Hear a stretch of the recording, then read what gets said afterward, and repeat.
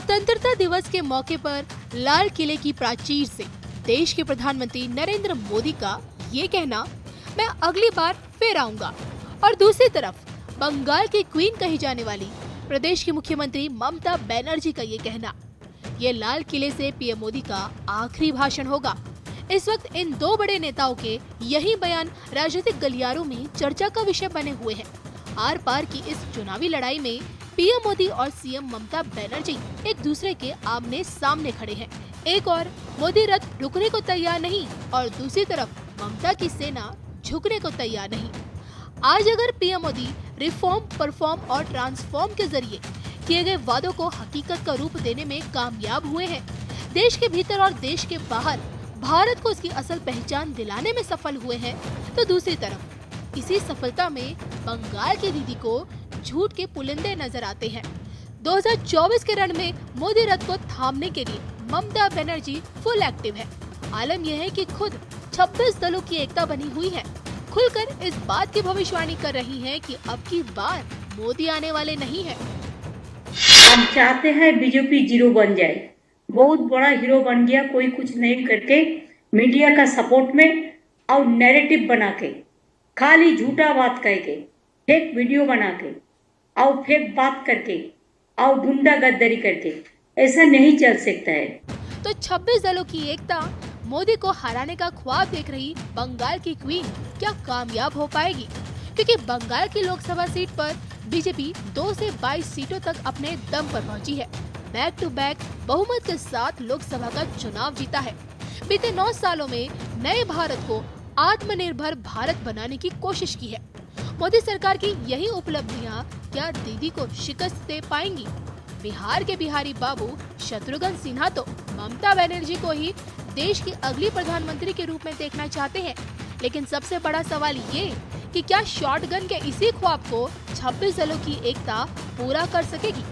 और ऐसे में मोदी विरोधियों में टॉप पर रहने वाली मुख्यमंत्री ममता बनर्जी को लेकर इस बार विश्व विख्यात सुदर्शन चक्र ज्योतिषाचार्य श्री संवेत्रा अशोका जी ने इनको लेकर क्या भविष्यवाणी की, देखिए सिर्फ और सिर्फ धर्म ज्ञान पर। पहले मुंबई में अब जो कि विपक्षी एकता के सरदार को मीडिया से लेकर हर कोई ढूंढेगा, मैं आपसे जानना चाहूंगी ममता बनर्जी के बारे में। आप ही ने कहा था बंगाल की क्वीन टक्कर ले सकती है। वो जो भविष्यवाणी आपके धर्म ज्ञान की पहली जो वीडियो थी उसमें ये भविष्यवाणी की गई थी कि ममता बनर्जी जो पहली वीडियो है, जी फर्स्ट वीडियो नीम करौली से आगे से हमने शूट किया था प्रोग्राम, तो उसमें ये बताया गया था कि ममता बनर्जी भविष्य में मोदी जी को अगर कोई टक्कर देगा तो वो ममता बनर्जी ही देंगी।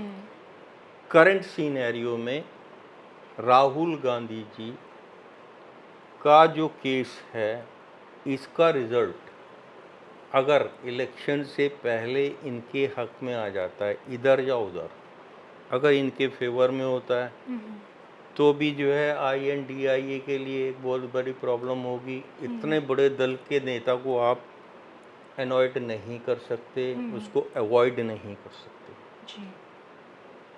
क्योंकि नेशनल प्रेजेंस प्लस सीटों के हिसाब से ही is the competent candidate. Mamata Banerjee की पार्टी TMC सिर्फ आपकी वेस्ट बंगाल में है, सपा सिर्फ उत्तर प्रदेश में है, नीतीश जी सिर्फ बिहार में है। नीतीश जी 2 स्टेट में हैं उनकी प्रेजेंस, और वो भी उनकी नेशनल प्रेजेंस नहीं है, उसको उनको नेशनली कोई नहीं जानता। अगर जानता तो उनके आगे जो है कई चीज़ें जुड़ जाती हैं, जिसके कारण जो है उनकी छवि वो नहीं है कि वो नेशनल लीडर वाली अपने आप को as a national leader project कर सकें जी। तो टोटलिटी में राहुल गांधी या फिर ममता बनर्जी, अगर ममता बनर्जी इस बार नहीं होती अपोजिशन की लीडर, तो नेक्स्ट जो 30 वाला 29 के बाद वाला इलेक्शन है उसमें definitely 100% she will fight against the Modi ji क्योंकि एक और तो फाइट करेंगे कि ये भविष्यवाणी ऑलरेडी हो चुकी है और आपके चैनल की पहली भविष्यवाणी परफॉर्मेंस के आधार पर आप सबने मुझे फिर से आशीर्वाद दिया। परिवर्तन का वादा मुझे यहां ले आया, परफॉर्मेंस मुझे दोबारा ले आया और आने वाले 5 साल अभूतपूर्व विकास के 2047 के सपने को साकार करने का सबसे बड़ा स्वर्णिम पल आने वाले 5 साल है।